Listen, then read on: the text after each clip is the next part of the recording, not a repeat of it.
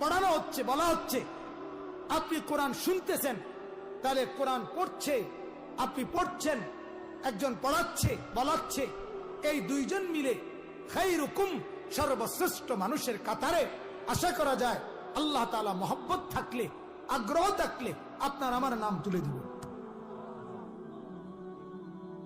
এজন্য শেখার মানসিকতা, আমলের মানসিকতা থাকে। দুঃখ আমাদের এজন্য ফায়দা হয় না। ওয়াজ শুনে ঠিক, আবার এটা বলেও, কয় তো বালার লাগে, বুঝি তো, কথা তো ঠিক কয়, আমরা লেগেই তো কয়, কিন্তু ফারি তো না, কা ফারেন না, কা কথা বলেন না। আপনি ভাত খাইতেন পারেন, বন খাইতেন পারেন, ফাঙ্গাস, তেলাফিয়া, ফার্মের মুরকা, দেশি মুরকা, 14 গোষ্ঠীর খানা সব আপনি পারেন, আপনি নামাজ পারেন না কেন? আপনি কোরআন শুদ্ধ পড়তে পারেন না কেন? আপনি সূরা কেরাত ঠিক মতো পড়তে পারেন না কেন?